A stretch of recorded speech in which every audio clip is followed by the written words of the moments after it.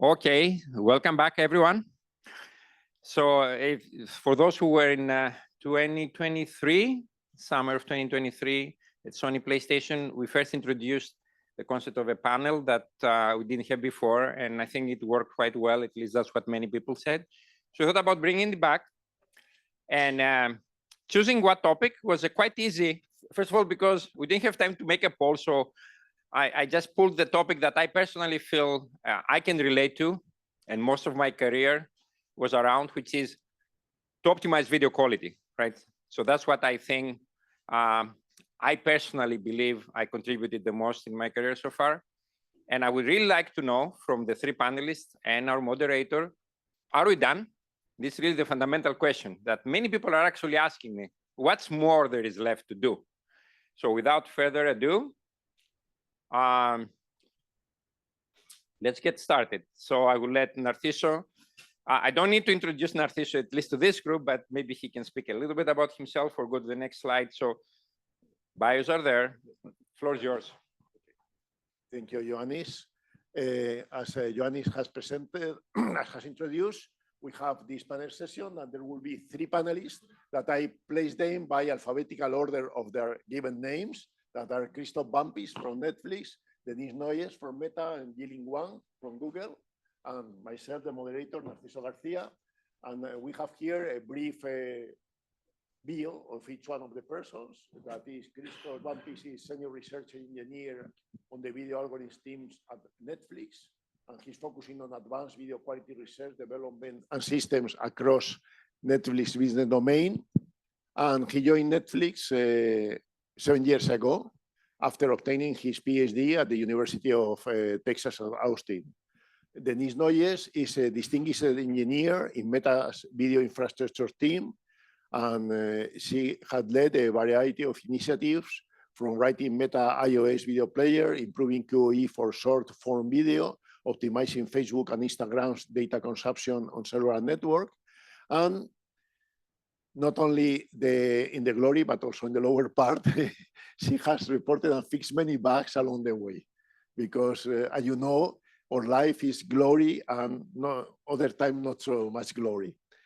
And she enjoys figuring out how to apply visual quality metrics to improve the quality of experience for many users. And finally, Yilin Wang is a member of the media algorithms team at YouTube Google since 2014. And he's working on improving YouTube video processing and transcoding infrastructures, building video quality metrics. And he's also an active researcher in video quality related areas. He received his PhD from the University of North Carolina at Chapel Hill in 2014. And finally, myself, that are the less important person in this panel. I'm a professor of signal theory and communications at the Universidad Politécnica de Madrid, the Technical University of Madrid in Spain, and I have been working on digital video compression, computer vision, and quality of experience. And my beginnings in quality assessments, suggestive quality assessments, was some time ago, around 1990, for the ITU recommendation of a digital transmission of TV for contribution applications that was delivered before MPEG-2. So our scheme was to allow each one of the panelists to present in no more than 5 minutes her views on the problem, and then to open a question and answer session. So we're the first one here, so I pass you the list. Okay, I get to go first.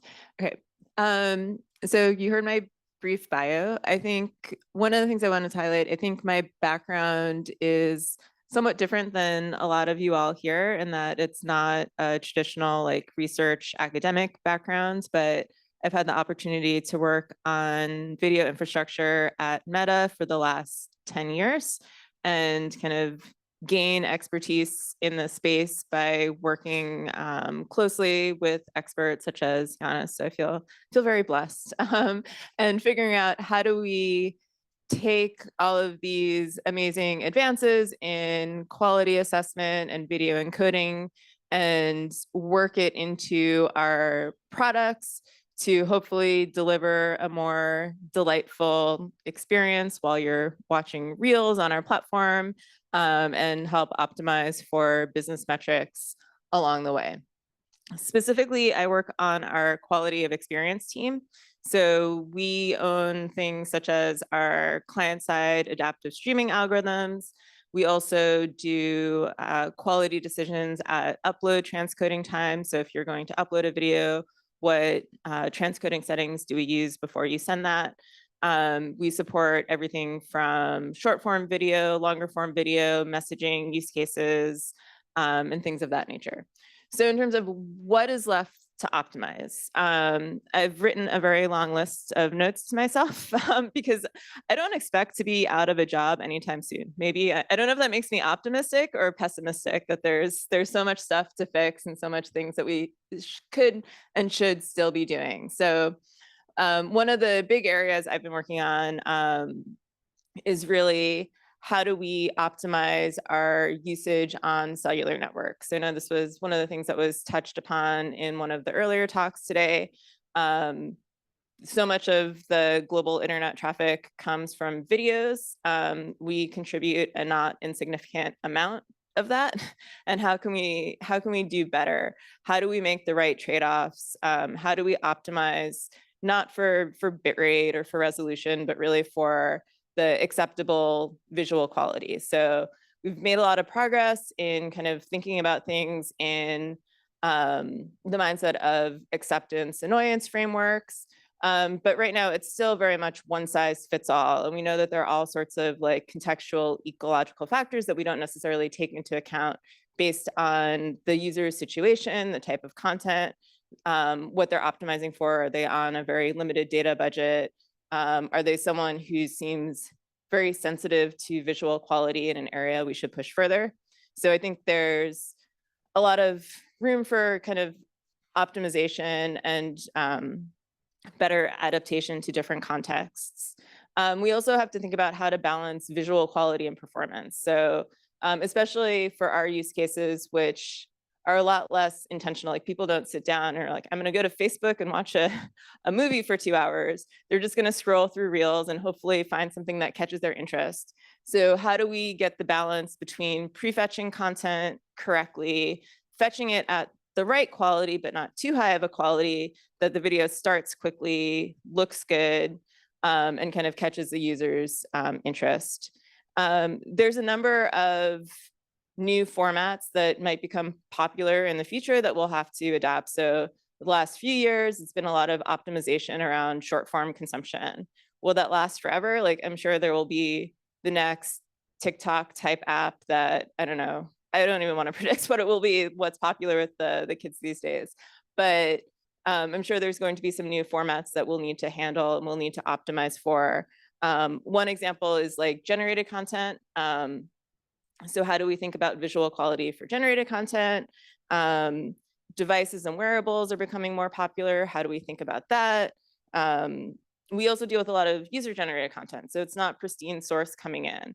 Are there ways that we can better leverage better scaling algorithms, like various forms of super resolution, where the goal isn't like pixel perfect fidelity, but really perceptual quality improvements?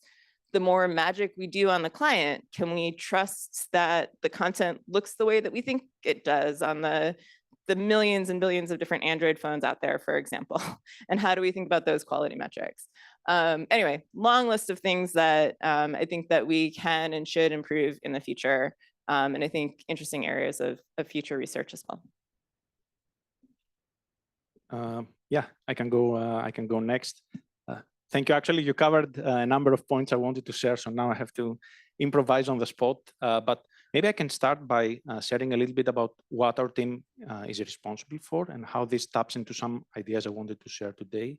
So we are in the video algorithms team. This means we do lots of, let's say, media processing, video encoding, video quality, but also beyond that, for different streaming experiences that you get to see at Netflix. So we have, you can think of it as, let's say, the traditional video on demand offering. So that is the video on demand streaming experience. But we also introduced live recently. So that's another area we have been tapping into. And there is also gaming that is showing up. You may have heard that it is in beta test. So given the fact that our team is responsible for all of these different domains, one of the things that come to my mind is an interesting paradigm, which is that on the one hand, they are very similar because the end user is the human, right? These are the consumers of the media, but also the experiences themselves have differences. So you can think of like really interactive experience where you're playing a game and latency is super critical.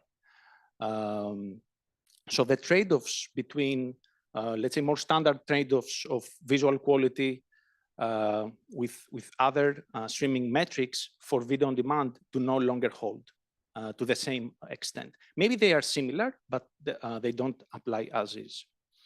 Another thing is, actually it was already brought up before, but I think the media will be generated more and more, and there will likely be an explosion of media that is being generated and offered. So how do you really scale up your metrics? Not all metrics are, some metrics are really, really accurate, but when you deploy them on the field, you spend a lot of money just for a relatively smaller benefit in accuracy. So there will be cases where you have to make a trade-off and pick up, let's say, cheaper metric. That's not only from an efficiency perspective, but also from a latency perspective. Let's say you wanted to do not just measurement, but also quality control. If you are, doing, let's say, encoding, live encoding, for example. So real-time quality control is, I think, a very, very interesting topic. And current quality measurements, they don't always match up to the standard. Another thing is no reference metrics. And the spin I can give to this in my mind is that actually media is not generated equal. Like sometimes there are very complicated delivery pipelines, like there is probably more than one transcoding points. By the way, you can stop me at any point. I have lots of ideas.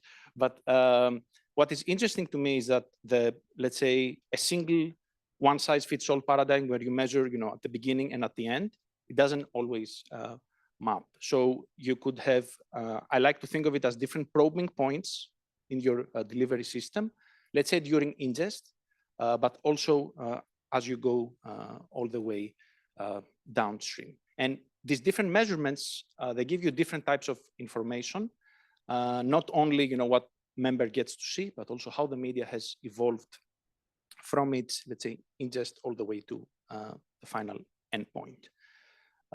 Yeah, that's some quick ideas, but generally I feel this is a great time to be working in this space. I think it's really, really exciting.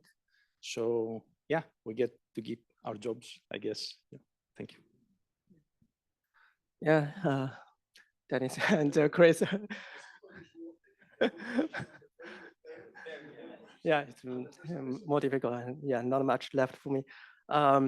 So when I look at the title, the first thing come to my mind is the ladder.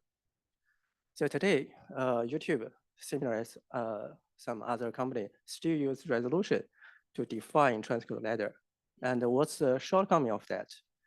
So assume I have a 1080p video, I can easily upscale it to 4K using like a linear interpolation to make it 4K and upload to YouTube. Today's YouTube will label it as 4K video and generate 4K transcodes for it. It's not just a waste of resource, but it will also confuse our viewer because they won't get the expected 4K experience, right? So can we change that? Can we design a better ladder that correctly reflect the true quality of the video? Or can we define a unified quality bar for each resolution? So when 1080p video doesn't match the 1080p quality bar, it should be downgraded to low resolution, something else, right?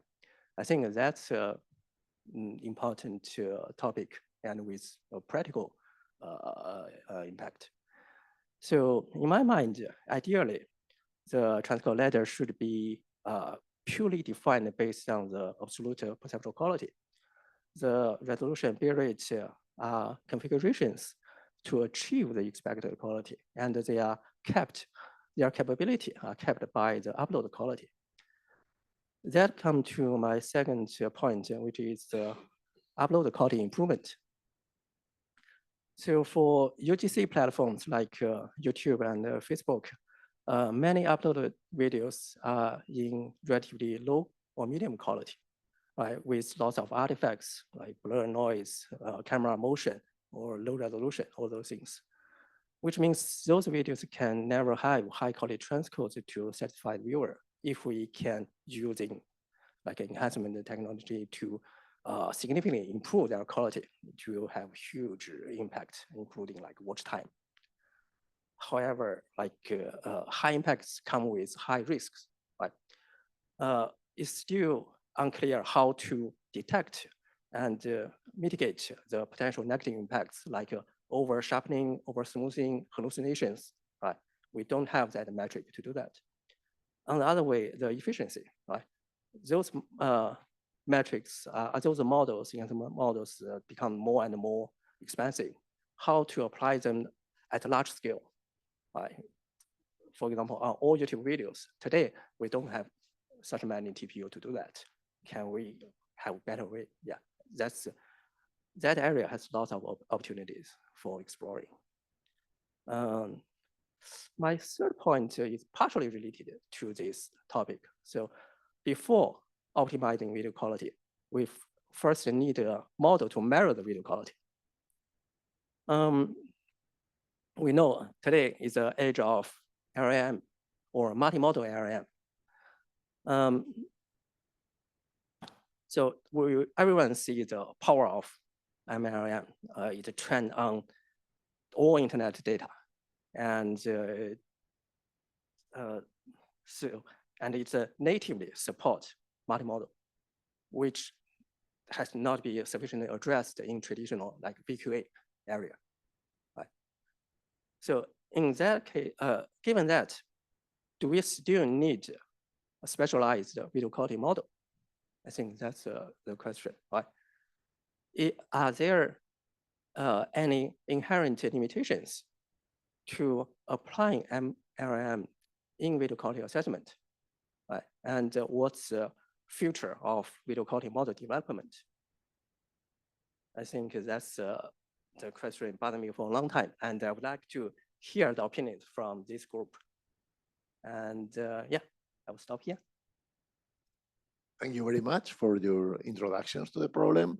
And now we begin the question and answer part. Does any one of you want?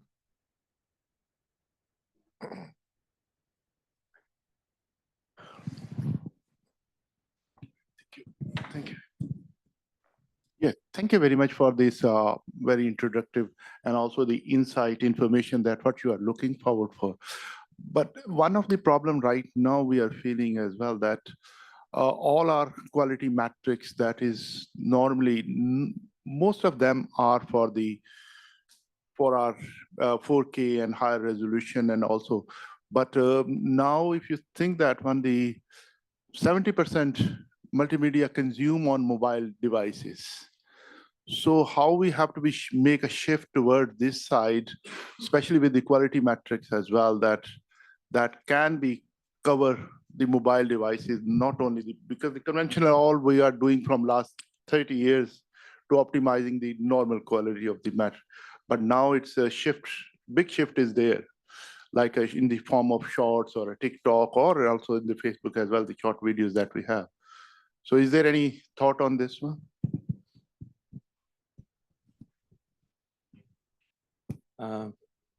Okay, yeah, you want to go or? I got to go first last time. Okay, I can go first. I think that's a fair point. In my mind, I feel that video quality metrics should operate on a spectrum. I like to think of it as a spectrum because at the end of the day, people have really different viewing conditions. What you mentioned as device is one of them, but there is so many things like it's like viewing distance, ambient illumination. So in my opinion, video quality metrics, and I do see the trend that this is actually being modeled more and more. Metrics like HDR VDP, color video VDP that were also mentioned earlier, they do have such parameterizations. And I think that's the right direction. Essentially, you don't have a single, let's say, knob, but you can sort of be able to predict on a spectrum of viewing conditions.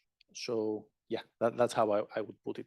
And personally, if you ask me, I'm not a super big fan of one model for a given thing that is really tuned, because next day or next month or next sometime the requirements change, and now you have to go back to the drawing board. So in my opinion, typically having a psychovisual model as an underpinning of the metric really helps to operate on that spectrum that you can model and parameterize further.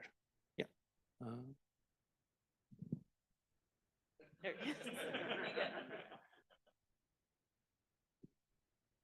Yeah, I'm not sure I fully catch the question. So it sounds like some device dependent calibration of the score video quality models, or you have mentioned some like a personalized quality evaluation. I think that's also an interesting topic, right? I don't know how we can resolve it, because every personalized model needs to collect lots of information. While today it's very difficult to do that training, right? So yeah, it's an interesting topic. So I think maybe what we can do is just leverage the large language model on the device. Maybe they can utilize some information and then use that to help us to do the calibration. Yeah. The one thing I would add, so for us at Meta, the majority of our consumption is happening on mobile devices. So I think we're very much thinking about things like 1080p viewports at the forefront of how we think about media. We do design our quality metrics in a way where when we send them to the client, we are able to interpolate the results at different viewport sizes and then use that to kind of more dynamically adapt to the device. So if we know it's in an emerging market where maybe the device is only 720p, upscaling that content might look better than having to upscale it to, I don't know, like my Pixel 9 Fold when it's like open wide. So I think we do have that in mind. I think it is interesting because if you look at a lot of the research being done, you obviously have to find what's in the sweet spot of the problem set that you're caring about today. So there's a lot of interest, again, in super resolution that I mentioned before. And there's a lot of super resolution work that's like, how do we take 1080p and upscale that to 4K? Or 1440p and upscale that. I'm like, that's an amazing problem, not a problem that we have because we don't really display stuff on TVs. I'm more interested in, again, taking the uploads that might be uploaded at like 540p and making it look a little less crappy on a 1080p screen. And how do you do that without hallucinating results? Like I think at Demux last year, there was the interesting example of there was like a picture of an apartment building with windows and it went through super resolution and all of a sudden you got one of the windows turn into like Ryan Reynolds' face. So you don't want that. So how do you find that sweet spot and kind of focus on the area that's what you need, while obviously staying abreast of kind of the work that's going on that maybe could have some application to your use cases? Pat? Yeah. Hi. Having worked in SMPTE for many years and actually standardizing the so-called affectionate PQ curve, I'm a big fan of better pixels, but I've often said there are three ways to make a better picture: more pixels, higher spatial resolution; faster pixels, higher temporal rate; and of course, my favorite, better pixels, higher dynamic range, wider color palette. And on the HDR front, in the consumer TV market, almost half the TVs shipped today have some form of HDR with PQ. There are certain devices that also have it. There are probably 1.5 billion devices that support HDR, but from gaming machines to televisions and of course mobile devices. So my question to the panel is, what's your view? We talk about metrics. I heard you mention a lot about spatial resolution, but You know, what we concluded many years ago, the best bang for the bit, because you do have bit budgets, is actually having higher dynamic range, because you can, at least on a TV, see it across the room, not on these. But what does the panel think about the importance of HDR metrics going forward? I'll start with this one. So I think HDR is incredibly important. It's something that we've added support for a few years ago. We are continuing to invest in. We know that there's opportunities on the metric side to make it better, but we really see users respond to vibrant content. I will say as a note, I mentioned like finding and fixing a lot of bugs. Sometimes there's just really dumb things you find too. So like we spend all this time making videos really bright with HDR. We've also seen like pretty big impact. We found that product teams would put like overlays over the video so they can put like text on top of it. And it's just, they were putting gray overlays on top of our beautiful pixels. And it's just like, you remove that and like, boom, all of your metrics like look amazing. So yeah, users care about vibrancy. One of the things that is interesting, you mentioned kind of the variety of the device ecosystems, and I think something that I don't have an answer for yet is the impact of HDR is not uniform across devices. So iPhones handle HDR one way. It's very bright. If you talk to some people, they will say it's burn your retinas bright, but it's obviously noticeable. Certain Android devices are equally as bright. But recently, until I had my like Pixel 6a, it was nominally an HDR capable phone. It would render HDR. It's just the screen didn't get very bright. So other than a little bit of kind of improved color space, it was not as noticeable, and you wouldn't expect the same user impact. So I think this is an interesting thing that gets to how do you go beyond measuring the perceptual quality from just a function of what the resolution that's being rendered, and what do you know about the ecosystem that it's being rendered on, and does that play into the ultimate understanding of kind of quality and where there are opportunities for improvement. So for example, if you knew that your HDR encodings are slightly higher bitrate to account for the 10-bit color versus the 8-bit color, is it worth doing that on devices that don't actually get that bright, even if they do nominally support like HDR decoding? And is that like a factor that you want to optimize for or not? Actually, to your question, it reminded me one of the points I had. I just forgot to mention it.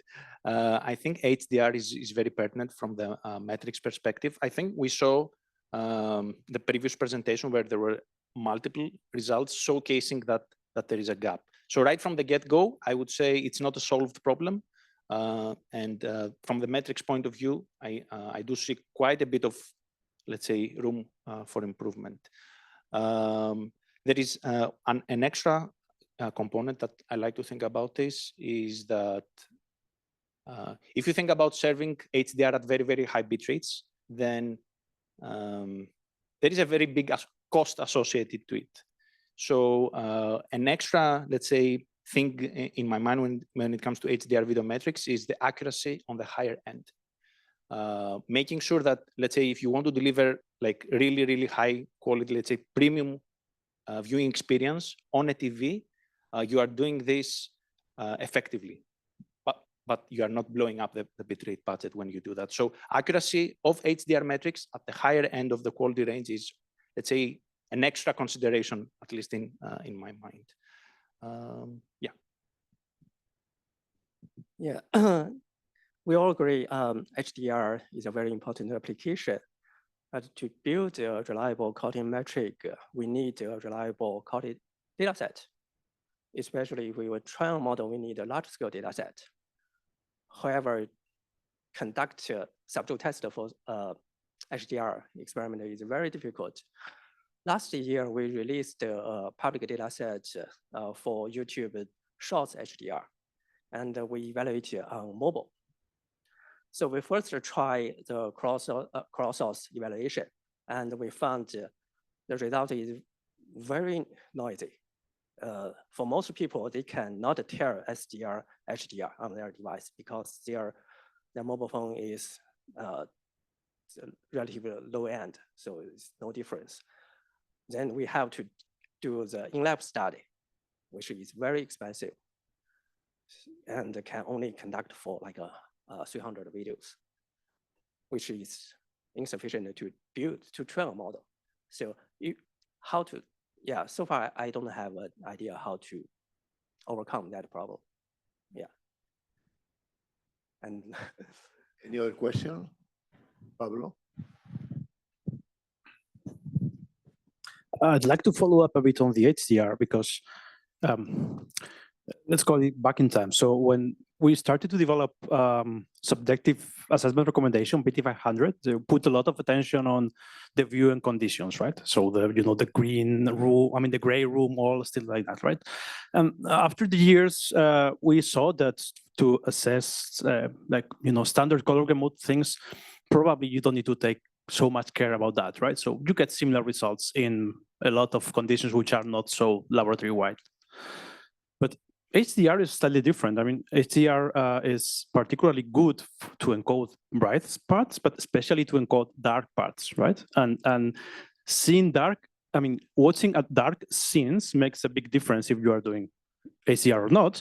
But it makes total difference depending on basically if you are watching a thing in the dark or in a bad lighting conditions. So how do you address that from the metric evaluation and stuff like that? It makes more complex, but also from the user perspective, right? Because user might have a bad experience, maybe not because what you're streaming, but because maybe they don't have the right viewing conditions at home, and which is more important now in HDR than what it was previously.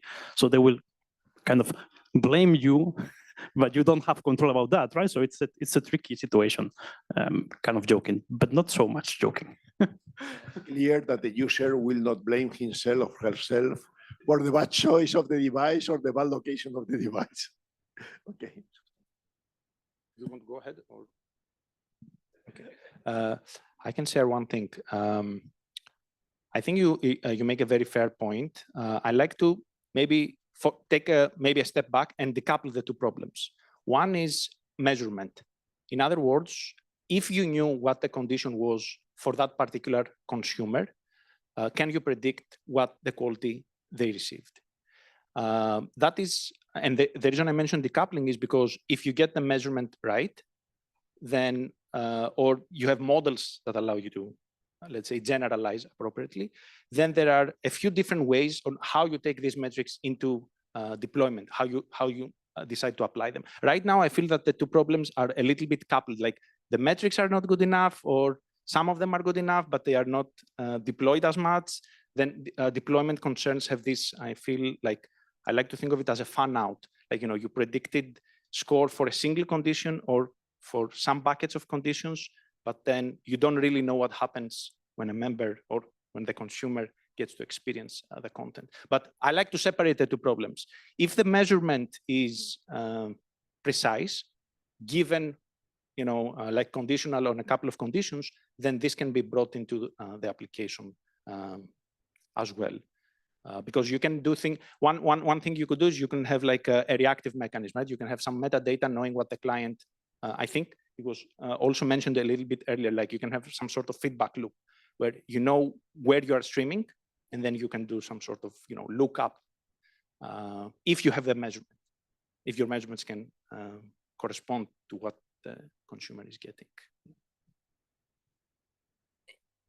In addition to the quality metrics, there's another interesting point just about user preferences and expectations, because you were talking about viewing in a dark room as being optimal. There's other interesting challenges that come up. Like sometimes we hear people not, oh, I love how vibrant this HDR video is. I mean, we see in the data that they do, but sometimes you wake up in the middle of the night, you should go back to sleep, but you take out your phone, you start scrolling reels a little bit, and all of a sudden you scroll past to one of our very vibrant reels in full HDR, and you're like, oh my God, I'm half asleep and now I'm blinded and now I'm not going to be able to fall asleep for another 20 minutes. So again, how do we deal with that? I don't know yet, but it's an interesting like environmental factor that I think can sometimes be a double-edged sword. So if you go into that situation where you're like, I want this amazing cinematic experience, then again, being in the dark with really bright screen has its value.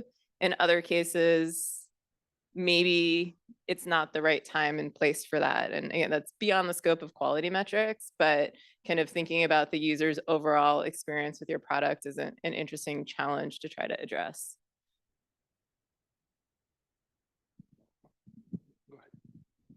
Yeah. So maybe I can provide some perspective, some point from the industry perspective. So, and always when talking about the quality metric, is always want to connect it with the concrete application, right? If we have that quality signal, what kind of solution or improvement we can make? So in current situation, I feel to do such tiny grand context where quality development may not have direct application because we have very limited capability to create like a transcode variants, right? And so everything should be defined based on the majority, right? That's the restriction of the current the situation. Yeah. Thank you. There's any other question? Is there any other question?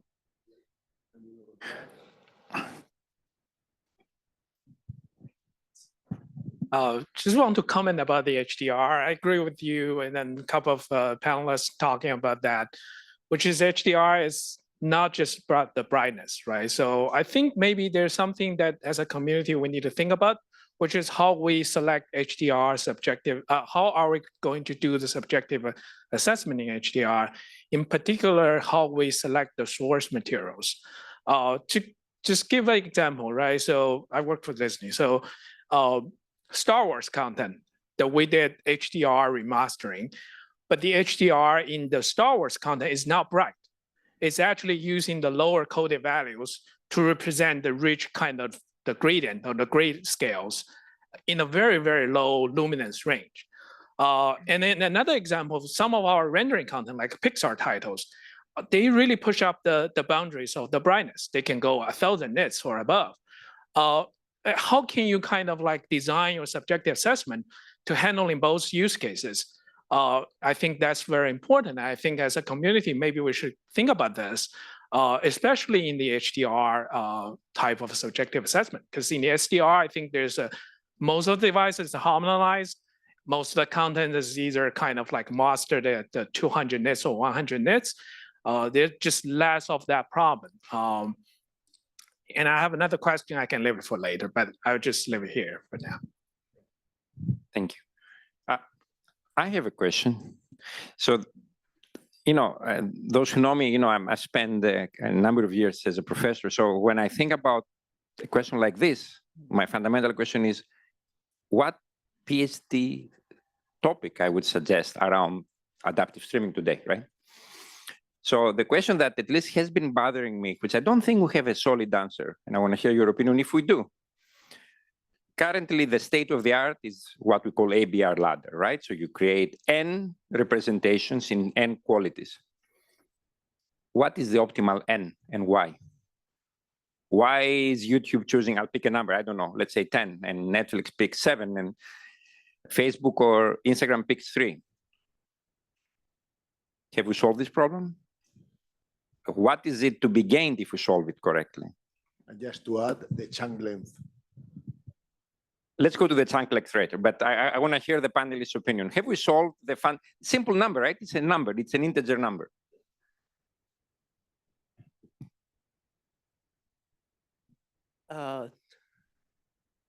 It's an important question, and also align with my first point, like how we need to revisit the current ladder. Right. To do that, we first need to build a purely quality defined ladder, and then we and it has to be absolute. Then we define the absolute gap among the neighboring variants. And so that should be at least 1 JND. Why 1 JND? Why not half a JND or 1.5 JND? I think in my mind, the JND mean with less than 1 JND means most people cannot tell the difference. Assume that that is just a concept, right? And less than that is meaningless, is a waste of resource. And then based on that, we do the trade-off between the cost and the coverage, and then do the optimization, define optimal. I think, yeah, that's the ideal case in my mind, and we are trying to, yeah, move forward in that direction. Yeah, I think the short answer in my mind is no. And I think one of the reasons, or maybe I'll share a different aspect in my mind, which is it's like you're trying to jointly optimize a couple of things at the same time. So quality is one thing, but it's also like storage. Who gets this N? What do they do with it? Is it like, and these questions I just asked, you know, they're super-ended and super open-ended, and there is like business context under it. Are you trying to deliver a ladder for, you know, a big, let's say, live event? Are you trying to deliver? Are you trying to deliver on, let's say, on a video-on-demand case? Just, you know, to tie this a little bit to the Netflix use cases. But I'm pretty sure this holds true for, you know, throughout the industry. How will these ladders be served? How, you know, popular are they? So I think this is like an end-to-end sort of problem, also including clients, device mixes, popularity of the media that is being streamed, and so on and so forth. So yeah, short answer is we haven't solved. I think there are good proxies for it, but as the types of media that is distributed is so different, it's definitely not an easy answer. I mentioned the live part because if you think about it, you don't have all the time in the world to construct this ABR ladder. So it's taking even a relatively simple or a relatively static problem and takes it to whole another level. Yeah. 42. That's like the answer to everything, right? No. In reality, as everyone said, it's complicated. So one aspect that hasn't been brought up too much is you run into interesting trade-offs, I think, with your network efficiency. So if you have too many different variations, are you evicting from your cache, and do you trade off a more perfectly fitted bit rate for a lower cache hit rate? And how does that end up impacting performance? It's also very content dependent. Like at the end of the day, you have a fixed pool of compute resources. So how do you optimize your encodings on the content that is most watched? Like I like to joke, if I upload a video of my kids, it's going to get much different watch time than say if Beyonce uploaded a video of her kids, which I don't think she would do, but whatever. So if you spend too much of your compute generating like 10 encodings for videos that might only get 10 views, you might be leaving opportunity on the table for the content that is actually getting a lot of watch time. It's also content aware. So if you upload a video that's mostly static with very little spatial movement, why do you need 10 different encodings? You can get very good quality, probably with only a couple. And obviously the story is very different if you have very complex content. So lots of opportunity to do better. I think we are almost just in On time, time. but just to add a part of this question. So one of the questions I had before is that currently there is a world concern on green communication, just trying to reduce the amount of energy required for transmission, just to reduce the carbon footprint. And obviously adaptive streaming can be blamed because it requires a lot of computing power, much more than any other alternatives. Have you considered the reduction of computing power or the reduction on any requirement in the optimization for video quality? Fire, Fire. fire Yeah. round. Okay, so with us, I mean, one area we've been investing in is hardware encoding to optimize where we can. So investing in ASICs. It also comes up a lot in the cellular optimization that we're doing, because again, a lot of the costs are not necessarily in our data center encoding, but how do we, again, find the maximal quality for the lowest amount of bit rate that's appropriate for those situations and kind of lower our data costs. So that's a big area we've been investing in partnership with various telcos globally. Yeah, I guess I should be super quick. I think if we are just talking about metrics processing, right? Compute, there's yet another part, encoding and picking the N and how many editions to create. I think metrics should have the context of how accurate does it really need to be. If it's not needed to be super accurate, then why do it? I think I brought it up also in the intro part. So I like to think of it as an accuracy, a complexity spectrum. And then how do you take this complexity and you deliver it? Like, is it like, do you need to run on a GPU? Do you need a hardware solution or software solution? There are also extra knobs to leverage, to lever there. So yeah, if it's not needed, don't compute it. That's my quick answer. Yeah. I don't, so besides like using hardware and do the trade-off, I think another way is to reuse some existing signal. Right? Maybe you just compute the full signal on several chunk or several frames and use that to do some simple prediction to cover the remaining part. That's also part to simplify. Yeah. Thank you very much. I think we are in a very interesting mood, but the time is running. We are and we on have to time. wrap Let's it up. thank our panelists and our moderator. And again, thank you all. I think let's move to the last part for today. You want to set up your laptop? It's our keynote, another concept that was introduced again 2 years ago, which I think people found very interesting. And it's my great pleasure to have Ajit Ninan from Meta, who will talk to us. Let's wait until allow. And go to start sharing. Oops. Yeah, you're already there. Awesome. And you have an hour. Let's give maybe 10, 15 minutes for people to, ask questions around the end. Yeah. Microphone is yours. All right. All right. Well, thank you for inviting me. I feel very honored to be amongst the world's experts on visual quality. So what I'm hoping to do today is to plant some seeds in terms of where we can go with visual quality for the next generation of imaging devices and displays. I call them perceptual displays. And so I want to present to you some of the challenges and how are we going to start thinking about visual quality for these types of devices, right?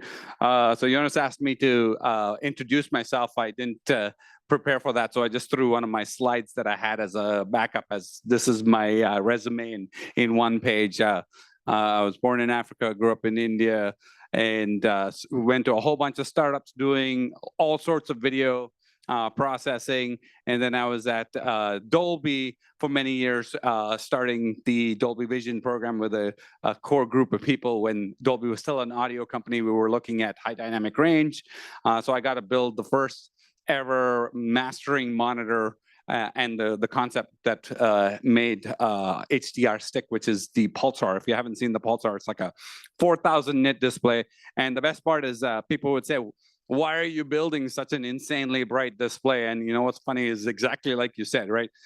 We started getting these displays out into the studio's hands, and Pixar, sure enough, Inside Out, they're like, hey, how come your display doesn't go full screen 4,000 nits? It's only going only to a 2,000 nits on full screen. And I was like, well, the small bright features go to 4,000. So it seems like, brighter is never enough, exactly like the way we were thinking. But some people like to use it differently. So I love that conversation about HDR. And I did a lot of work on quantum dots and quantum dot TVs. We built the first quantum dot mastering monitor that a lot of studios used for content creation. So I'm going to, and then of course I was also part of JPEG XD, which is also JPEG HDR. And I see Antonio, I think you and I were on JPEG committee back in the days doing that work. So, all right. So let's start with, the trend of display has been going in the direction of going from a very large display where it started with cinema.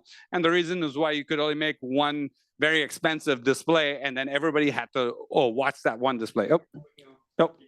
Oh yes, hey Antonio, good to see you again. It's been a few years. Just your camera. Oh yeah. Yes. I tend to roam, so. Oh, there we go. Yeah. No. Other. Yeah. There I am. Yes.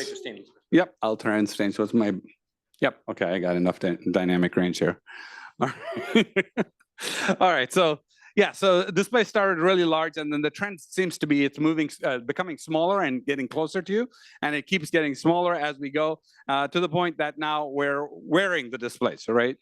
In VR, we're simply replacing the real world photons with photons in this device. And in AR, we're overlaying photons with the real world photons. So that's the only difference, right?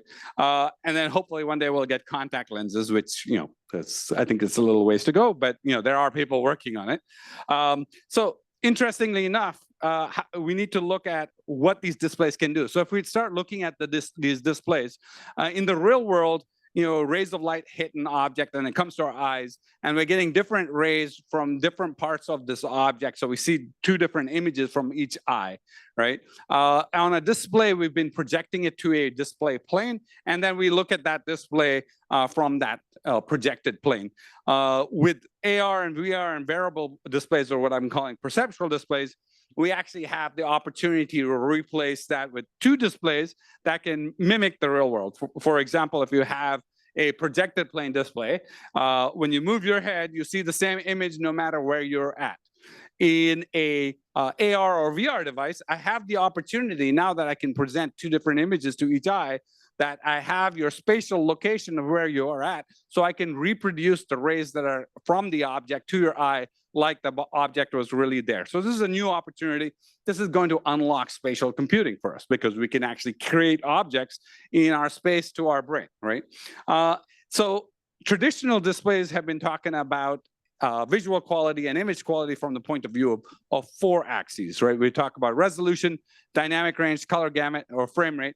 And as Pat just said a few minutes ago, better pixels, faster pixels, and more pixels, right? So this is the pathism that we go for. So I said, okay, these are the 4 dimensions of visual quality we typically try to do all our assessments on.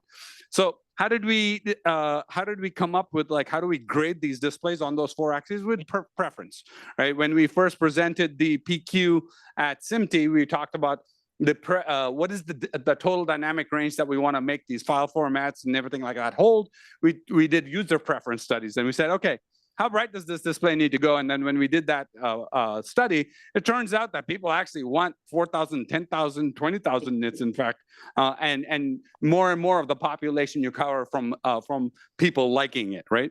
And then on the blacks, the same way. You got to go to 0.1 nits to get 50%. 0.01 nits to get 84%, and 0.005 nits to get that 90% coverage, right? So this is kind of how we were determining whether something was a good image or not. And then on each of these axes, we create some kind of a metric that says, here's where we want to go for color gamut, here's where we want to go for dynamic range. And there's been 50 years plus of standards, and you guys are very well known for helping us manage how we grade these monitors and the scores and around it, of course, the challenges. So now we're going to these wearable displays. And then now we're going to have 9 axes is the way I see it. You can make up your own if you want, but I call it the 9 because 9 and my last name is 9, and so it's easy to remember. So yeah, you'll never forget my last name now.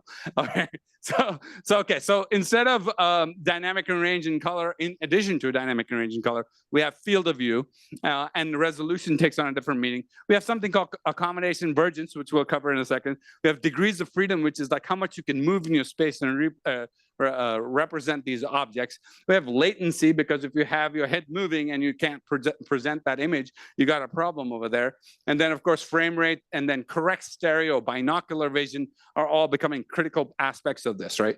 So when we talk about this, you know, I don't want to make it seem like there aren't other aspects that are important, but they usually end up being part of these aspects, right? For example, with stereo, you've got you know, vertical disparity and accurate depth representation. With frame rate, you got persistence and judder and flicker and all of these other parameters. And you know, worse yet, these interact with each other, and then you get like, if I want really good world locking, I've got to have accurate depth and I've got to have low persistence. And so all of these start to interact with each other. You know, like frame rate interacts with resolution, stereo interacts with resolution, you know, stereo interacts with accommodation vergence, and then you have all of these interactions, and then suddenly your brain looks like this, right? What would be a really good, somebody was asking what's a good PhD, is like, okay, and here's an excuse for why to do drugs, it's like you're doing it for science. It's like, see how many of these connections separate, and you only go down to one and be able to debug something that way. I don't know. That's one reason. But here's an example of how we know that your brain is interacting in all multidimensional ways of all of these parameters. Just stare at that green dot for a second and don't move your eyes from where that green dot is. What's really strange is that those yellow dots that are always there appear and disappear in your brain, right? And it's really weird because sometimes they'll appear in very specific orders back. It'll be like left dot appears, right dot appears after the the bottom dot, and it's just, it happens because your brain is doing all sorts of prediction and emotion-induced blindness and things like that. So if it's not there, why are we grading your image quality based on that if you can't see it? So this is what I mean by a perceptual display. If you can't see it, why are we giving it a bad score, right? So further, we take perception and we talk about it as being multisensory. You have vision and touch, vision and motor skills, vision and attention, vision and spatial navigation, vision and meaning, right? And it goes further. It's not, this. Let me give you an example in the case of audio. Just watch this video and watch my mouth, and you tell me what you see. Oh, the audio doesn't work over here, huh? How do I get audio? Oh, actually, you know what? Maybe I can just use the microphone.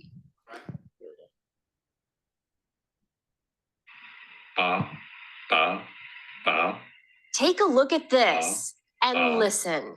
What do you hear? But look what happens when we change the video. And yet, the sound is the same. Just the videos have changed. In every clip, you are only hearing ba with a B. It's an illusion known as the McGurk effect. Pay attention to the right of the screen first. Next, concentrate on the left of the screen. The auditory illusion happens because what you are seeing clashes with what you are hearing. What we see overrides what we hear. So there you go, right? For sure, images influence what you hear, what you think is being said, and images and meaning have a lot of implications with each other, right? So what could go wrong? You've got all of these input sensory things coming into your brain, right? And when you're wearing a display that we're calling a perceptual display or wearable display, you could get some really bad results if you do things wrong. You could get this, right? So we've got to be careful how we present our images. And so now what we got to think about things slightly different.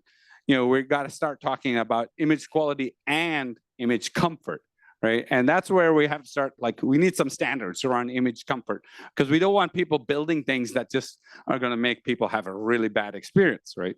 So for example, you could have a VR device that's a 360 video, and it could have super high frame rate, right? And low latency, and it'll be fine. And then I can have that same video drop to 90 frames per second, and I'm teetering on the edge of it's okay. I drop that down to 60 frames per second, and we're in the puke territory, right?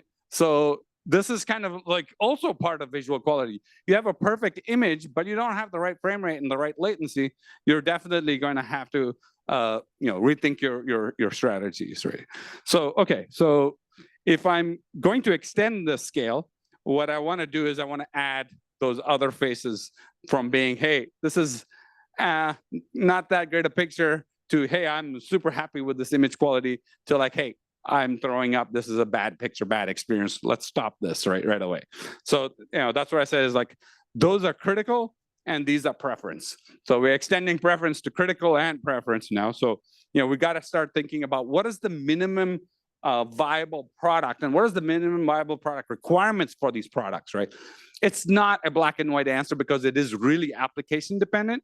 So for a VR 360 video, for example, I could have 90 frames per second, 3 DOF. Not a problem, I won't get sick, right?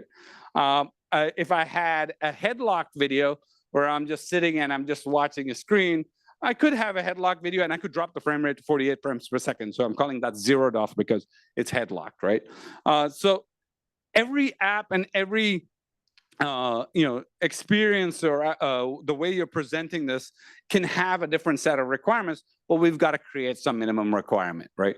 And so application A might have this requirement, application B might have this requirement, right? And people go, well, why don't we just max it out? Well, it's not necessary to max it out because it really depends on what you're trying to use this device for, right? Don't forget, you guys used to watch TV like this and work on a computer like that.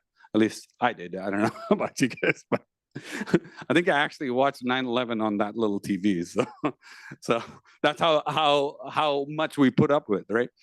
Because that was acceptable at that time, right? So, okay, let's go back to the concept of perceivable and what's perceivable or not, right?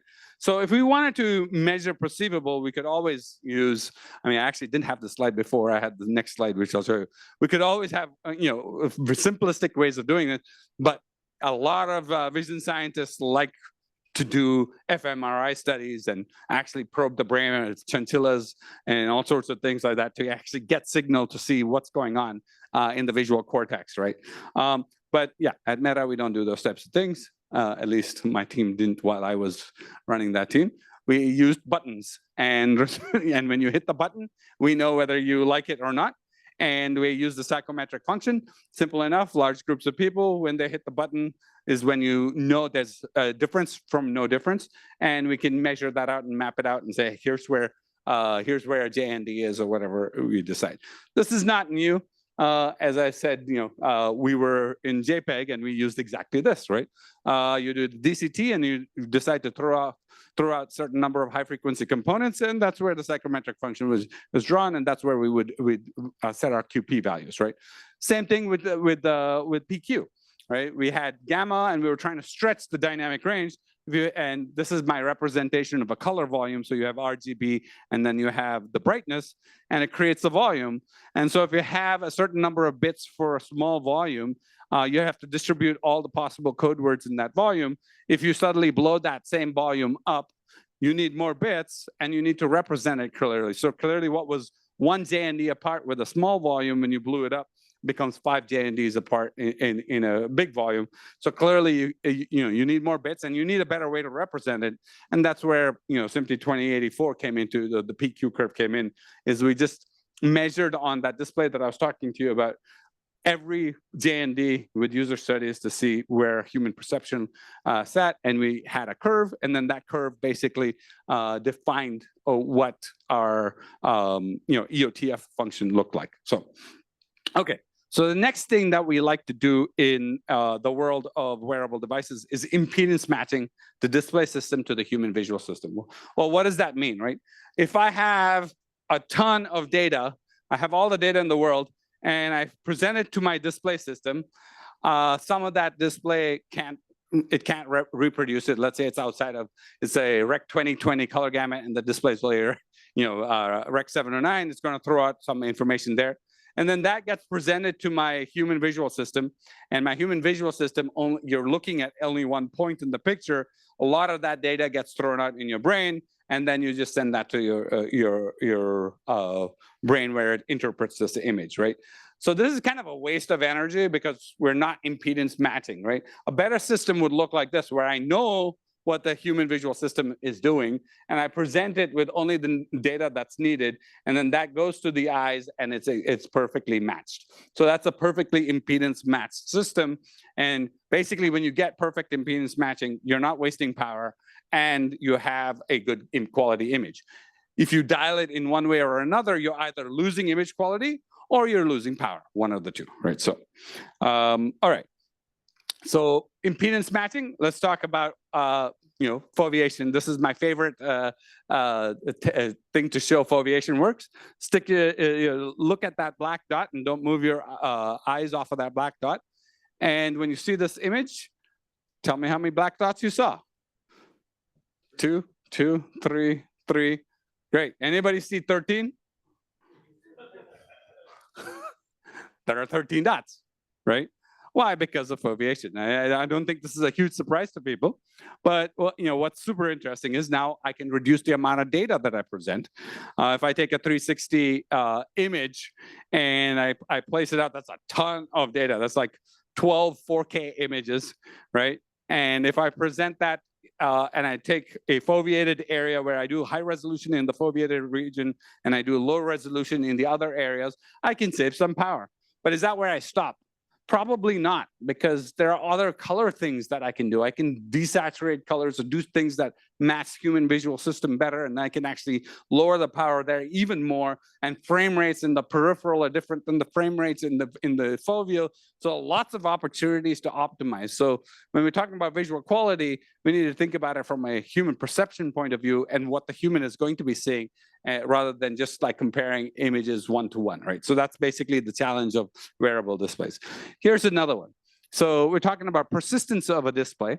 And most people don't think about frame rate as like just 60 frames per second. Well, it's more than that when you have a head-worn device, because in the real world, your eye looks at an object and your head is like, your eyeballs are like a chicken head. I don't know if you've ever seen those videos where, they hold the chicken and they shake the body of the chicken and the head is just perfectly still. And then they stuck a GoPro on the chicken's head as the image stabilizer and they shake the chicken and the image is perfectly still. That's your eyeball, right? Your eyeball is the chicken head, right? You are in the real world, you're looking at an object and you shake your head all around. Guess what your eyeball is doing? Is it's locked dead on that thing because it's trying to make a single stabilized image on your retina that does not move. You try this at home, go in the mirror and look at your left eye and then saccade to the right eye, and you won't see your eye moving at all because of the fact that your eyes do all sorts of crazy things to stabilize images, right? So here's this real world object where you're just stabilizing this image on your retina, right? As your head moves, the eyeball just rotates instantaneously. But now with a display, I've got that display on, let's say it's 90 frames per second. That means 11 milliseconds that display is on for. My head moves way faster than 11 milliseconds. My eyeball says, hey, I need to lock on this object. It starts turning because everything in the world is world locked. It's not head locked, right? The only things that are head locked are your scratches on your glasses that you don't want to pay attention to. So once your eye moves to the new location, the object has, like the display is still on and it's smearing that picture across your retina. And so all you see is the big giant blur on your retina, right? So that's definitely going to affect your image quality. So here's another way of representing it. I did a waveform of when the LEDs are on or the light is on, and when you turn your head, that blur, the longer it's on, that blur becomes longer. And then you have to turn it off for some period of time, and then you turn it on again, and you have a giant blur again. So every time your eyes, when your head's moving, you got blur and then it bounces back, blur and bounces back, right? So this is what's happening with a wearable display that also measures into visual quality, right? So what can we do? We can shorten the on time and make it super short so we have very short blur, right? Way better than having it on, right? So if you look at, Apple Vision Pro uses 2 milliseconds, our Quest 3 uses 1 millisecond, right? So it's very short windows of persistence. So it's much more comfortable experience, right?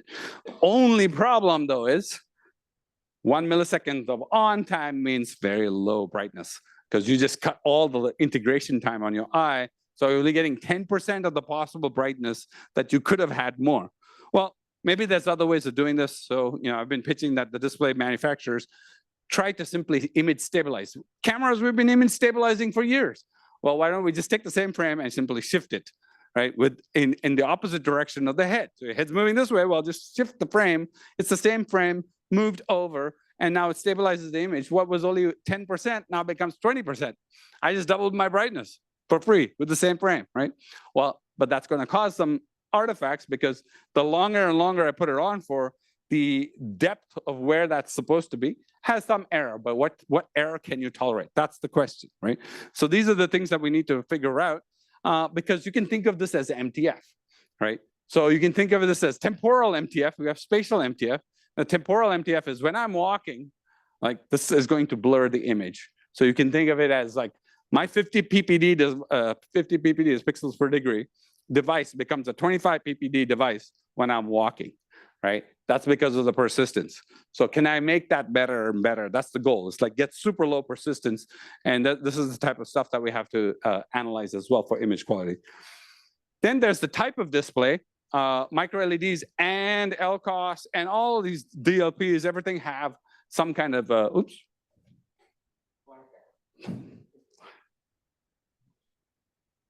Start sharing. All right, here we go.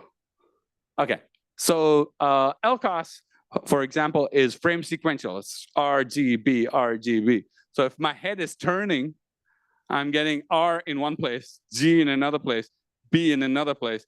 I'm going to get color breakup, right? So this is going to be problematic as well. And so that's going to, even though you might measure it as like, hey, the same picture on top of each other with no head motion, it's a perfect image. But when my head is in motion, you got some problems, right?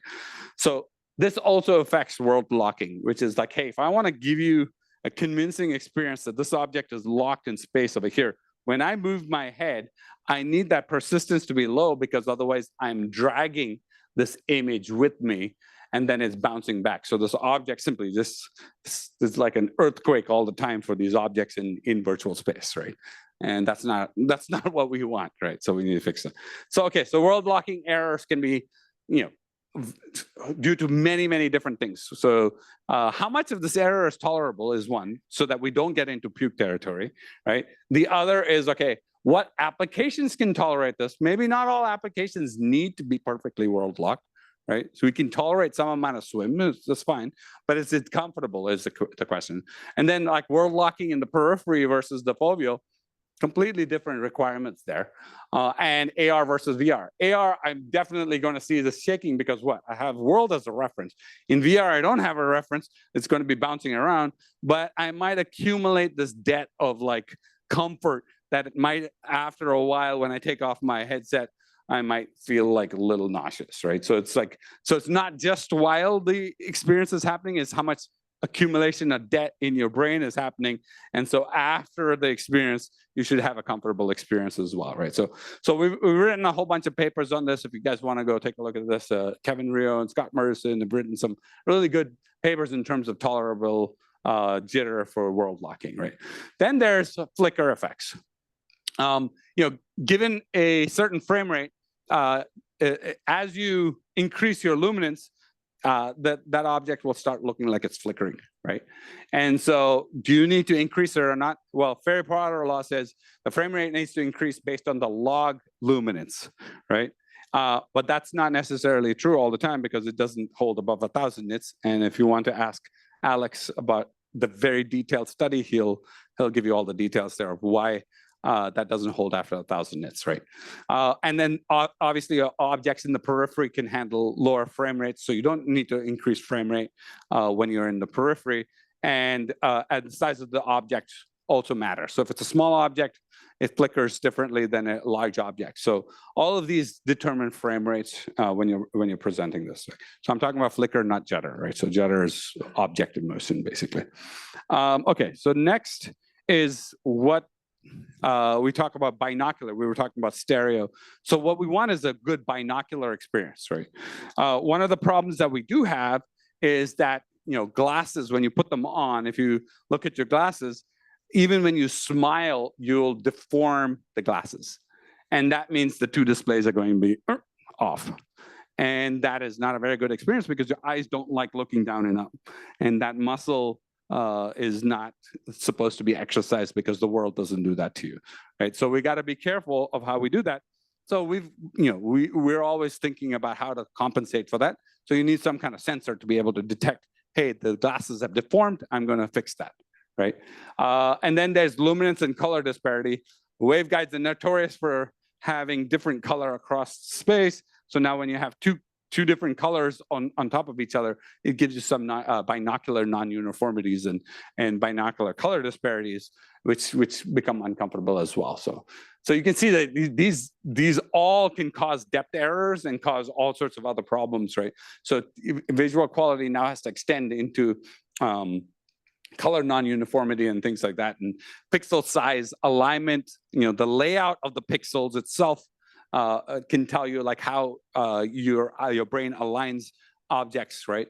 Luminance differences actually give you depth. So if you have even like, let's say that your glasses are tinted, if one eye is tinted a little bit more than the other eye, and you're walking down the stairs, you will misjudge the depth of the stairs, right? So you got to be careful with that as well.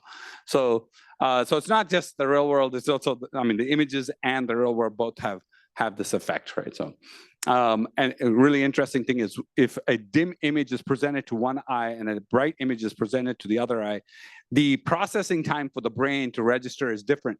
The dim image takes longer to register than the bright image. So it's almost like you can, if you've ever done a neutral density filter of two different settings in each eye, and you watch specific videos where there's motion, you can almost create a 3D effect from that itself. It's like without the content being 3D. So, and the next thing is binocular overlap. We call this looning. If you don't see things, if the things don't overlap, you'll get this like weird, like odd overlapping looning effect, along with the discomfort of having a monocular display on for too long. Some people don't like monocular, period. Other people can tolerate monocular for a certain amount of time. And most people would prefer binocular overall, right? So it depends on so the application really depends on whether it's monocular or binocular experiences. All right, vergence to accommodation conflict. I think a lot of people have heard of this by now. So basically, you have the ciliary muscle and the rectus muscle. The ciliary muscle pulls your eyes inward, and the rectus muscle squeezes the lens to focus. Okay, so these two are driven by two parts in the brain that are actually separate, but they always go together. When the ciliary muscle squishes, so does the rectus muscle. It's always together. They don't ever depart, and they always locked together. But if you have a display in front of you and you're showing two different depths, then it immediately disconnects, right? And so now you've got this like, it's not matching with the real world, and so it starts to like bother you. And in a lot of cases, a lot of glasses and a lot of like devices, they'll put objects at infinity. And this is the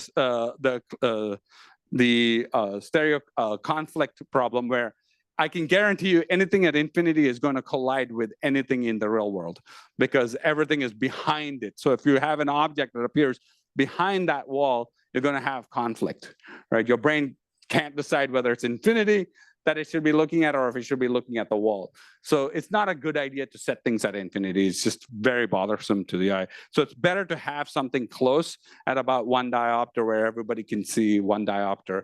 For a majority, so then it doesn't collide with the real world objects that you're looking at and always have this vergence accommodation conflict problem, right? The next thing is text quality.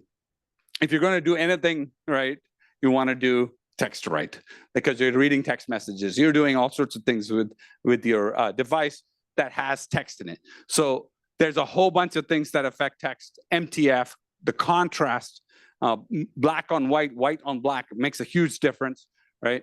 The pitch, the resolution, fill factor, the way this whole persistence thing, the way your head motion is, whether it's world locked or head locked. So there's like so many factors, right, that imply image quality, right? And you know, the display processing itself can break because you're doing two different processings on each eye because they're in different parts of the screen. And so your filter can be caught on the wrong part of the filter, and then it processes the same pixel wrong. So you could get like anti-aliasing problems, color breakup problems, distortion correction problems, and dithering problems as well, right? But sometimes what will happen is if you do things wrong and you're presenting stereo text, each letter will appear forward or backward in space. And so it's like hard to read a sentence because some letters are forwards and backwards, and it just creates problems to read, right? And typical models of text, like the text quality, CSF models typically fail. So, you know, we've had to build all sorts of like other models in order to represent text quality. And, you know, so there's a lot of opportunities in text quality measurement that needs to be done as well. Dynamic range. We had this conversation just earlier, and what is high dynamic range on a pair of glasses? Right? These devices are sitting on your glasses, on your head, and have a tiny battery. It's not hitting 4,000 nits, right? I mean, it could, but you're not going to have a battery for very long, right? So what is dynamic range? And then the contrast, like how much contrast can you really get from these devices? All the optics will drop your contrast from 100,000 to 1 contrast ratio with an OLED to 10 to 1 or 50 to 1, right? All these lenses are going to just smear all that contrast to hell. So it becomes, tiny dynamic range, right? So TDR devices. So even SDR is not even comparable to our devices, as like all these devices out there are TDR, right? So now mapping to TDR from high HDR is an interesting challenge in itself, right? Okay, so we've got these devices, and all of these devices like measure differently on different devices. So it's like one device does better on resolution, the other device does better on stereo. It's like it's all over the place, right? And I have to do these user studies to decide which one is better, right? So there's a lot of times we have to make these decisions, and it becomes very difficult for us to make decisions on multiple vectors, multiple axes at the same time. So we started looking at this, and before we started this work, they were using delta E, right? And delta E was delta E00 was simply a patch-based metric, and everybody started using it for images, right? And the problem with that is that you have a flat field, and then it just goes pixel by pixel and measures delta E. I feel like I'm preaching to the choir on this one, but I'll go through it. Bear with me. So you could have some noise, and this image would be delta E30, right? And these are Alex's slides, by the way, from the color VDP. So and Rafael Mantiuk has probably presented to you in the past. So if you have a flat field, and then you take that delta E30 noisy image, and you just simply sort them in order of their luminance, you're going to get that image on the right, which looks very different from this image over here. So if you compare the two, this image that's delta E30 and this image that's delta E30 are not the same. So we were using these metrics to make decisions without actually thinking about what delta E means. And it's not meant to be a pixel-wise comparator. It's meant to be a patch-based comparison, right? So here's a set of images that one has noise, and it's interesting because PowerPoint is having hell compressing that noise, but it's not supposed to look like that. It's supposed to look like a noisy image. But they're all delta E 33.5, right? So there's no way for me to know what the heck to choose based off of delta E. And so I have to end up doing just subjective study, subjective. We had the same problem in JPEG, right? We were doing PSNR, and all of you guys know that we moved away from this because it's pixel-wise comparisons don't work. One practical example of this is our waveguides, right? Our waveguide non-uniformity, delta E just does not work properly, right? So that's why we decided to introduce this visible difference predictor based metrics, and color VDP is kind of a really good metric because it compares multiple axes at the same time, spatial, temporal, and color, right? So this gives us some level of axes. We want all 9, but we'll start with these, right? And we're going to keep improving our metrics based on that. Why does this work now? Well, it works because we're building a model of the human visual system, and each one of these are feeding into a metric that will allow us to give us one score across all of these artifacts, right? And the goal is so that when we talk about JNDs, we talk about it distortion along one axis, right? So if you have blur, I can take the reference image, blur it, and make one JND, and then blur it more and make one JND from there and blur it more. But then I can't take the reference image and inject noise and compare it to the blurry image and say this is one JND.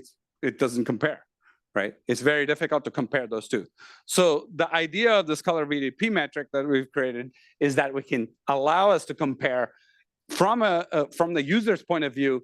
Will the user prefer the blurry image or the noisy image, right? If it's comparable, if it's one JND across, the blurry image and the noisy image are similar. So now we can decide on a different axis. You're like, oh, okay, which one is going to give me better power, right? Or which one's going to give me some other parameter, because the user will pick either one of these. But if it's more blurry and noisy, then I can actually compare. It's like, okay, I don't want too blurry an image. I prefer the noisy image over that blurry image. So that's what color VDP is allowing us to do. And that's the reason why we're using it. And we're differentiating from JNDs with JODs, just objectionable difference. And it's basically every JOD is 50% more of the population will prefer one over the other, right? It's just simple, it's simpler that way to think about it.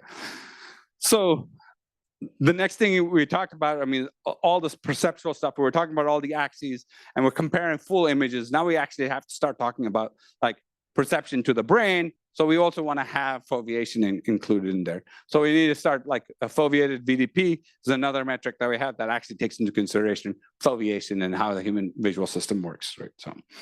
So in conclusion, if you do anything in AR, MR, do nothing well, especially for AR. Right, what do I mean by do nothing well? You have a pair of glasses. If the display is off, you need to see the real world normally. You can't distort the real world. So that itself is a visual metric that we need to assess, right? How good is these glasses when it's off and the real world photons are hitting my eyes? If I take my glasses off and put it on, like how off is it, right? So distortion, pupil swim, rainbow artifacts due to diffraction gratings, color and luminance non-uniformities, binocular uniformity if I'm getting these weird eye non-uniformities that are making my vertical disparity worse, right, in the real world. And then all of these are going to cause real world depth errors that I need to be careful of. So ultimately, what we got to think about is we got to eliminate that side of the critical features by making some standards and making some metrics that say, no, you're going in the wrong direction, stop, right? It only has to stay on this side of the scale for all our products. And this is the goal, right? So, finally, I want to say, if you take the 9x9 and you max it out on all the axes, this is what we call a Turing display. You can't tell the difference from the real world, therefore it's a Turing display, right? All right. And that's all I had for today. Oh, yes. And of course, we're trying to do standards. We're bringing color VDP to SMPTE 2144. Working group 10E, we already started. We would like to establish liaisons with VQEG, so we'll probably bring that up pretty soon. And we want to move this forward and more of these metrics. We really need more metrics to quantify all of these craziness, like this crazy, interaction between all of these artifacts, and come together as a visual community and agree on standards. Thank you. It's not about you, but I really enjoyed. So let's open up. We have 15 minutes. Any questions? Just have a quick question. Talk about vergence accommodation. Want to hear your maybe comment, experience about like when dealing with a stereo display. From our experience, we felt like people usually have a very limited budget in terms of temporal resolution, in terms of disparity. Mhm. Thinking about if something is moving very closely to you and very fast and then moving away, sooner or later you will feel very discomfort. Yes. Want to hear your experience on that Yeah, part, like yeah. any work you might recommend me looking at? Yeah, I think we do have some papers on this in terms of like how much vergence accommodation conflict you can tolerate. Usually the guidance is plus or minus half a diopter is what your brain will tolerate. But what you said there is actually critical. You can violate that temporally, right? You bring something really fast, and you'll be like, it's too fast for you to accommodate to, so you'll tolerate that, for a short period of time. And then you can go back to your depth budget without making something too uncomfortable, right? I think that's probably a good guide. Bringing things in front of the screen, getting closer to you, I think is more dangerous than staying further away. Your brain will tolerate a lot more, I guess, negative vergence, or depends on who you're talking to, is positive or negative vergence. So I think there's those depth budgets that get created for a reason. I think Hollywood guys have mastered that art in making 3D movies and making sure it doesn't violate that, and making a comfortable experience. The bigger issue, I think, with stereo TVs and stereo movies especially, is the IPD issue, right? Everybody has a different IPD, and so you can tolerate different, IPD is interpupillary distance, right? And so you can tolerate different things based on your IPD. If you have very narrow IPD, any kind of like vergence is painful because you're not used to verging. It's like you rarely bring things over here and just stare at it like that. And the director, James Cameron loves to do 3D. I don't know what his IPD is, but I hope mine matches his, and then that makes for a great experience. But if you're less than his, it can be a miserable experience. And if it's more than his, it's probably not a big deal for you because you're always verging on things. Thank you. Any other questions? Yeah. Yeah, as mentioned, we've started a group in SMPTE. Everyone knows what SMPTE is? Society of Motion Picture and Television Engineers, where all the Hollywood studio goes to create the standards for movies. It's where we standardize the PQ curve, and a lot of work is going on there. We started an effort. How many of you are members of SMPTE? Oh my goodness. Well, good news for you. I've requested that we start a liaison with VQEG. So in the work that we're doing, we'll be able to share some of the results. And one of the topics that's come up in this whole area is source material is very important. And the work that actually Alex and team have done, we've got a lot of different source images, and quality is still very subjective. And so we're looking forward to creating a subjective validation set of test data. And those of you who've been looking at this area, we encourage you to come and help us make a new generation of metrics that we all can use for the 2D world as well as the emerging metaverse. Thanks, Pat. So I think this is very welcome news to us. We would love to be engaged, and it's one of the things we're going to be discussing. So we're waiting for the liaison to come over. You have at least 2 points of contact or more here. But most importantly, we have a group of people that really speak the same language here.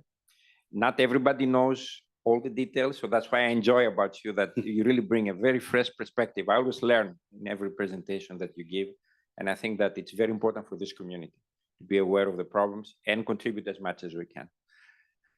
We still have maybe 10 minutes, but we can always break early and chat with Ajit over a coffee or a break. So, I actually have a question. Like, how many of you guys actually look at AR, VR type work, images related to AR, VR? Just curious. Yeah, we got That's a lot of people. Okay. You missed the introduction, but Yeah. there's a dedicated group called IMG, Ah, Interactive Media Group, that a lot of the work has been done actually on devices such as excellent. Quest. Okay. So my talk was very relevant to you guys. I believe so. I will let the IMG group talk about it. Yeah. Co-chairs here, but I feel that a lot of useful information came out of here. Yes, something that comes to my mind, and I'm one of these IMG people, and so you mentioned basically about 3 dimensions of the scale of measuring, right? Right, the preference, critical, and perceivable, right? We kind of think that, or I kind of think that on your last part of your presentation, when you were talking about all this, color matching, accommodation version, stuff like that, was, and especially all this, HDR things, was closely to the perceivable approach of that. Yep. We historically in IMG have been working more in the preference Yes. range of things and metrics and stuff like that. So I think there could be, some convergence there, right? Mhm. Because they're kind of 2 different research traditions, I would say. And I don't know, I think there might be opportunities to get closer in terms of that kind of metrics that we work with, the kind of experiments we do, and things like that. So what would be your vision around that? Yeah, that's a good. I mean, we're always looking for other people to help us do the work. So if we can convince you to move into like helping us define those minimum viable product thresholds, like, wait, hey, don't go into this threshold, the better. But of course, even within the preference metrics, I think it's valuable as well. And we're always publishing papers on kind of like that other area to hopefully seed the world with like, hey, we'll take this to the next level. We're only defining it as much as we need to in order to meet specific goals for our product lines, right? So if you guys want to take that and make it into a generalized approach, we're very open to supporting you. In fact, please connect with us. We'll guide you in that direction.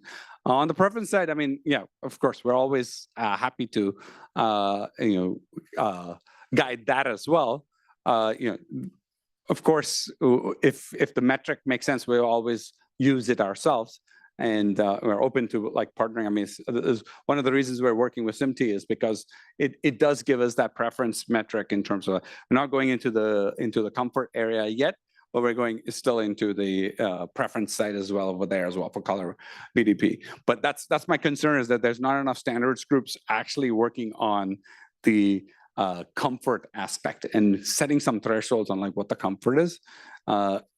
Very few. Patrick, the Yeah. other Patrick, has the microphone, and I think I saw Narciso's So is after. yeah, well, jumping back on the comment of comfort, Yeah. comfort and everything. Actually, that was the root of IMG. So Oh, that started there. That's 10 awesome. years back, Okay. we work a lot in VQEG on stereoscopic Yes. 3D TV. Yeah. That was the big hype, and I think you well explain what is different now. Yeah, yeah. Yeah, by the way, we're also starting some work on stereo, so we'd love to, if there's any continued work, we'd love to. It's a stereoscopic VDP. Or Yeah, something like yeah. that. We need to extend that. Yeah. A lot of That's things has been defined here, and also as a discomfort, all this type of measurement. We release few standards, I think, on that. Also about depth Q, combination, all these Yes. type of things. I want maybe to bring another perspective on all these things, because my understanding as we go from stereoscopic TV to Wearable. near Yeah. wearables, Yeah. Something that starts to be very critical to me, it's individual difference. You mentioned IPD, which is Yep. really important for stereoscopic TV, of course. Yep. But maybe, so the good thing with VDP Yep. is that we have model of viewing conditions, Mm-hmm. display, light, viewing distance, and so on. But I think we should enter into the Customizing. yes. Exactly. Yeah. Personalization. Personalization, yeah. Because we could talk about CMF, Yeah. color matching function, Mhm. which we are not equal with that. Absolutely. Yeah. Chromatic aberration that will come also with a model of optics Of the eyes, our yeah. eyes. We know that with eye tracker also, we Yep. need the better eye tracker as those who are modeling a little bit optics of individuals. Mm-hmm. So Yes, I think we must enter in that Yeah, absolutely. era Yeah. of personalized VDP, Yeah. something like that. Well, So actually, individual- VDP does have individual, that. features Yeah. should be input of the model as you've Yeah, encountered. I asked Alex exactly the same question. He said, yes, it does have the ability to do that. I'll let him comment on it. Sorry, that is just a quick comment. If you go into the VDP paper and you scroll all the way down to the applications, one of the applications is using personalized CMFs. And we use the categorical observers from a Sanos study as an example. But yeah, if you have a personalized CMF, you can just input it in there and it's relatively straightforward to CMF is compute the one score. thing, but also your chromatic aberration. Of course. Another field. So, okay, yeah. Yeah, everything. Absolutely. Yeah. Yeah. I mean, right now we're just doing generalized just because it's, we got to get something working. But one trick that we know also for visual illusion is that we can use. I really like the analogy of yeah, Oh, impedance I really matching, like. yes. I really like this one because it's also about energy and some things. That, Yeah. And for wearables, we know that Yeah. it's critical. Yes. Motion sharpening. Okay. Anything around this? So are you know this? I guess you know this type of. Yeah, I mean, so yeah, I mean, of course, the biggest issue in all these wearable devices is the lack of compute power and doing multi-frame processing and things that becomes very, very difficult, right? So definitely, as compute becomes more available and there's willingness to put in hardware some of these custom features, I think those types of sharpening and motion sharpening and doing some of these more advanced things can happen, right? But right now, that's a secondary problem, a secondary solution, basically. Yeah. Thank you. Thanks, Patrick. Thank you. Thank you for your very interesting presentation. Thank you. And by the way, the world is cyclical. So we have a 3D stereo studio with 3D post-processing facilities Excellent. that we bought 10 years ago, but it's still operating. So let's use it. But bring it back alive. Was more related on something that you mentioned, that was the incompatibility between vergence and focusing. That it was one of the biggest problems that happened on stereo film. Yes. And what I'm not saying that it was the main guilty, but it was one of the problems. One of the keys. Because people who were watching a 2-hour film, yes, they get tired and they get confused.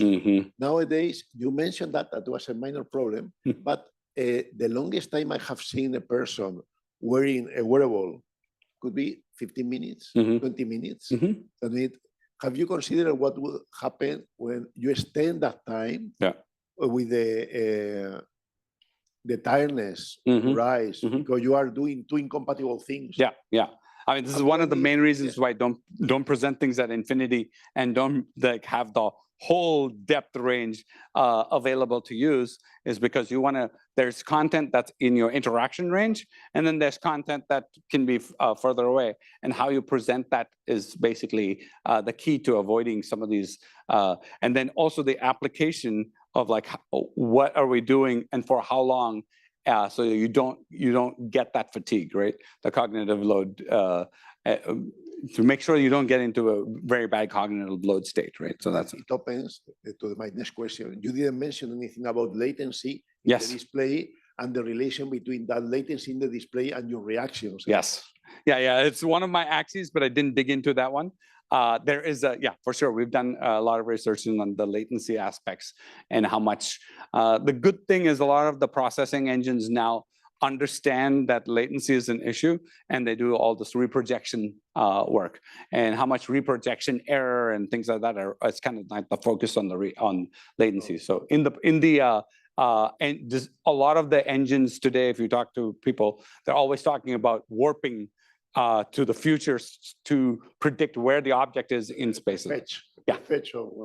It's basically forward projecting time and then warping the image. So if you have the image over here, you have to warp it to where it will be when your head moves, basically. So a lot of like predictive warping and it works when you have a pre-recorded environment. Yes. When you try to mix with real-time information that is arriving, you can prefetch. So there's not a prefetch. It's almost like a forward warp, right? So it's like you take your object that you know the pipeline takes 3 frames. So then I have to project the current frame I'm working on is going to be presented, in 15 milliseconds or 20 milliseconds.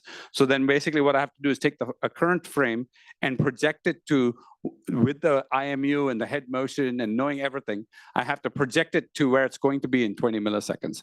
So it doesn't need to prefetch per se, it's more of project into the future.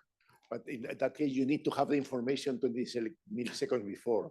You have to have the head position and the head velocity, yes. Yeah, which is what we're using for sure.